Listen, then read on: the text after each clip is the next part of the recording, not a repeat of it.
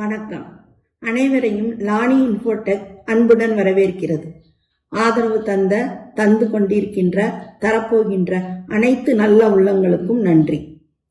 இந்த அவசர ஓடிக்கொண்டே இருக்கிற உலகத்துல உட்கார்ந்து மாவு அரைக்கிற பழக்கம் அறவே அத்து போச்சுங்க. கிரைண்டரில் மாவு அரைப்பது கூட பெரிய கிராண்ட் ஒகேஷன் மாதிரி தான் வாரம் ஒரு முறை பண்ற நிலைமை. அதையும் விட இப்பெல்லாம் ஒரு கப்பு மாவு அல்லது பாக்கெட் மாவு என்று வாங்குற நிலைமையில நிறைய பேர். இனி அதற்கு அவசியம் இல்லைங்க.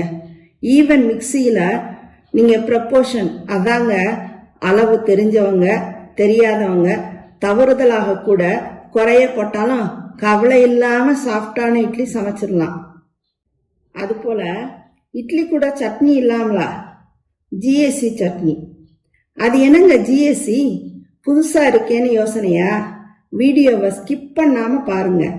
இடையிடையையும் கடைசிலையும் உங்களுக்கு உபயோகப்படும்படியான பல டிப்ஸ் இருக்குங்க. வாங்க அது எப்படின்னு பார்க்கலாமா? வாங்க வீடியோக்குள்ள போகலாம். எல்லாத்துக்கும் நல்லா தெரியும், மிக்சியில மாவு அரைச்சா அந்த சூட்ல மாவு அதிகம் பொங்காதுன்னு. மேலும் மிக்சியில மாவு அரைக்கும் போது தனித்தனியாக, அரிசி தனியாக உளுந்து தனியாக என்று அரைக்காமல் ரெண்டத்தையும் ஒன்றாகவே போட்டு 1 மணி நேரம் ஊற வைக்கணும். அதாவது தனியா அரிசி உளுந்து தனியா, அரிசி தனியா உளுந்து தனியா என்று அரைக்காமல் இரண்டையும் ஒன்றாகவே போட்டு 1 மணி நேரம் ஊற வைத்து அரைத்தாலே போதும்.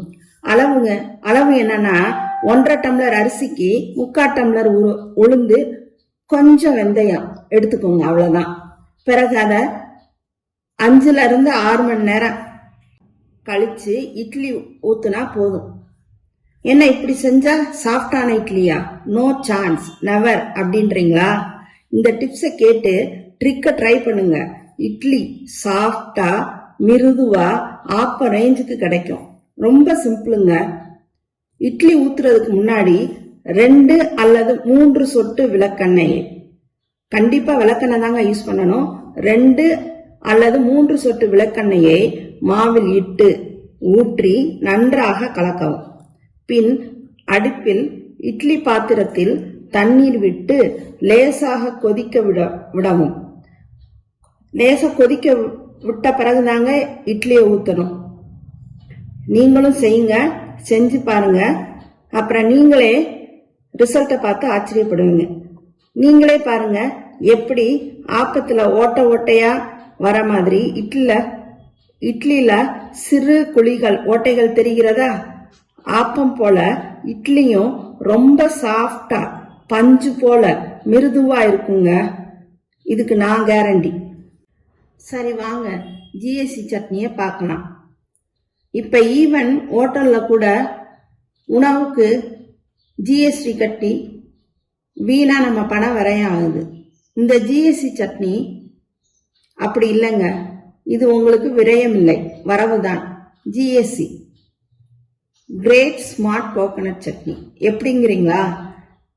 இதுல கோகனட் யூஸ் பண்ணி செஞ்சிருந்தாலும் மதியம் வரை வெளியில வச்சு சாப்பிடலாம், கெட்டு போகாது. மேலும் நாம 2 பேர் சாப்பிடக்கூடிய அளவில் சட்னி இருந்தாலும் இந்த மெத்தட ட்ரிக்கை யூஸ் பண்ணி செஞ்சோம்னா 5 அல்லது 6 பேர் கூட சாப்பிடலாம். சுவை, தரம், தாராளம், பர்ஃபெக்ட்டுங்க. இத கெஸ்ட் சமாளிஃபிகேஷன் சட்னின்னு கூட சொல்லலாம். இப்ப தேவையான பொருட்களை பார்க்கலாமா?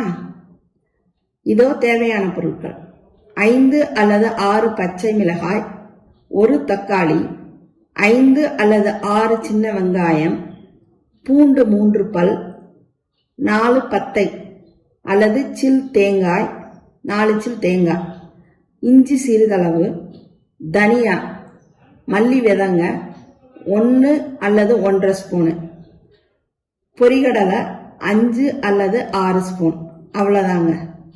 முதல்ல பச்சை மிளகாய், வெங்காயம், பூண்டு, பொடியாக நறுக்கிய தேங்காய் 2 அல்லது 3 பல்ஸ் மிக்சியில ஓட்டிக்குங்க. ஓட்டின பிறகு பொரிகடலை, தக்காளி நறுக்கியது, தேவையான உப்பு சேர்த்து 2 அல்லது 3 பல்ஸ் விட்டு அரைச்சுக்கோங்க. பிறகு கொஞ்சமா தண்ணீர் விட்டு அரைக்கவும். அடுத்ததாக ஒரு பெரிய வெங்காயத்தை நம்ம நீளமா தயிர் வெங்காயத்துக்கு நறுக்குவோம் இல்லையா, அது மாதிரி நறுக்கி வச்சுக்கோங்க. சிறிது கொத்தமல்லி இலையையும் பொடியாக நறுக்கி வச்சுக்கோங்க. பிறகு வானிலையில் 2 ஸ்பூன் எண்ணெய் ஊற்றி வெங்காயம் மல்லி இலை போட்டு வதக்குங்க. இதுல கொஞ்சமா 2 சிட்டிகை போல உப்பு சேர்த்து வதக்கிக்கோங்க. ஏன்னா வெங்காயம் சீக்கிரம் வதங்குறதுக்கு மட்டும் இல்லாம கடைசியில சட்னியும் சரியான சுவையுடன் இருக்கும். பின் அடுப்பை சிம்ல வச்சு மிக்சியில நம்ம ஏற்கனவே அரைச்சு வச்சிருக்கோம் இல்லையா, அந்த சட்னி அரைச்ச கலவைய சேர்த்துக்கோங்க. இதுல சிறிது கூட தண்ணீர் விட்டு, அதாவது கொஞ்சம் தாராளமா தண்ணி சேர்த்துக்கலாங்க. தண்ணி சேர்த்து கட்டி தட்டாம அப்படியே கலக்கி விடுங்க. ஸ்டவ் சிம்லையே வச்சு லேசா கொதி வரும்படி செஞ்சுக்கோங்க. கலக்கி பார்த்தா நம்மளுக்கே தெரியும் சிறிது கெட்டி பதம் வந்திருப்பது. ரொம்ப கெட்டியாக இல்லாமலும் ரொம்ப தண்ணியாக இல்லாமலும் பாத்துக்கோங்க. மதுரை தண்ணி சட்னின்னு சொல்லுவாங்களா, அந்த மாதிரி தண்ணியா இல்லாம பாத்துக்கோங்க. அவ்வளவுதாங்க, ஜிஎஸ்டி சட்னி ரெடி. கடைசியா 1 வாங்கினா 1 இலவச மாதிரி இலவசமாக ஒரு டிப்ஸுங்க. நீங்க இட்லி ஊத்தும் போது வெறும் தண்ணீரை கொதிக்க விடாம அதுல ஒரு கைப்பிடி பாசிப்பருப்பு, 3 அல்லது 4 தக்காளி, கொஞ்சம் மஞ்சத்தூள், அப்புறம் 1/4 ஸ்பூன் விளக்கெண்ணெய் சேர்த்து அடுப்பை சிம்ல வச்சு இட்லி சுட்டு எடுங்க. இப்படி இட்லி சுட்டு எடுத்தா 10 அல்லது 15 நிமிஷத்திலேயே இட்லி ரெடி ஆயிரும். கேஸும் மிச்சம். 2 in 1 மாதிரி பருப்பு மற்றும் தக்காளி சேர்த்த அந்த கலவையில நம்ம என்ன செஞ்சலாம், டொமேட்டோ சூப் செஞ்சு சாப்பிடலாம். அது மட்டும் இல்லாம காய் கூட்டு மற்றும் கீரை மசியலுக்கும் அந்த பருப்பு தக்காளி கலவையை பயன்படுத்திக்கலாம். இந்த விளக்கெண்ணெயை சேர்த்து செய்யறதுனால பருப்பு பொங்காதுங்க. ஏன்னா இட்லி பாத்திரத்துக்கு அடியில போட்டு அதுக்கு மேல இட்லி ஊத்துறதுனால அந்த பருப்பு பொங்காது. ஆனா ஸ்டவ்வை சிம்மிலேயே வச்சு இட்லி அவிப்பது ரொம்ப முக்கியம், அவசியமானது கூட. இந்த டிப்ஸ் ஆபீஸ் கோயர்ஸ்க்கு மட்டும் இல்லாம ஹோம் மேக்கர்ஸ்க்கும் ஈஸியா வேலையை முடிக்க கண்டிப்பா உதவும். நம்ம லானி இன்ஃபோடெக் சேனலை புதுசா பாக்குறவங்க, இதுவரை சப்ஸ்கிரைப் பண்ணாதவங்க மறக்காம சப்ஸ்கிரைப் பண்ணுங்க, லைக் பண்ணுங்க, ஷேர் பண்ணுங்க, கமெண்ட் பாக்ஸ்ல உங்க கருத்துக்களை சொல்லுங்க. இது போன்ற பல குறிப்புகள், பதிவுகள் அல்லது புதிய தகவல்களுடன் மீண்டும் லானி இன்ஃபோடெக்கின் மூலம் சந்திப்போம். நன்றி, வணக்கம்.